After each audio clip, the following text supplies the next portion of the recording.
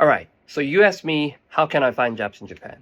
Well, I say, wait, let's take a step back and think about your question. Is your goal to work in a company in Japan? Or is your goal to be able to live in Japan by working? So, there are many ways you can come to Japan that may be easier than finding jobs right away. So, the two options that I suggest you to check out are first, go to a school in Japan. So if you're a student or if you have no job experience or if you haven't done your master's or PhD, maybe you can come to a university in Japan and study here so that you have time to learn Japanese and also find jobs in Japan.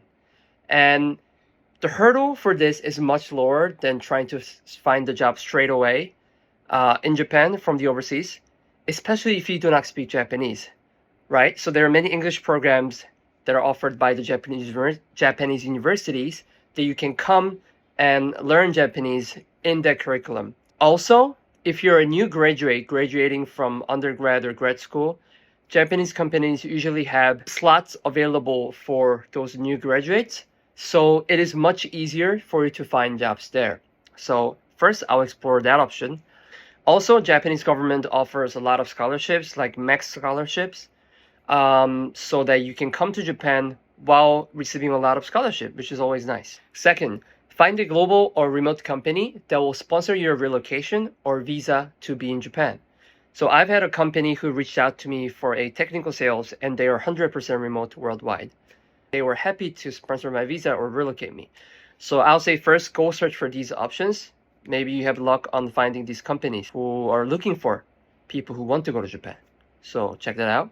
If you're sure that the above two options are not for you, these are two next things you can do. First, the obvious one, take a look at the job postings. So LinkedIn Jobs, Indeed, set location to Japan and go through the job listings. There are also websites like Gaijin Pods for foreigners finding jobs in Japan. So I'll be linking those down below.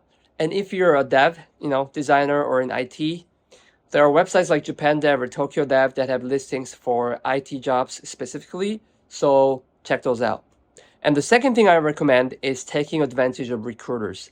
So this is what I recommend for a lot of people. As you saw in, Sora the Troll's video, he was a guy who's a web developer in Japan, and he used an agency who found him a job, negotiated salary on his behalf, and also got him, figured out the housing, opening a bank account, and all these things for him. So this will make your life much easier, especially if you do not speak a lot of Japanese.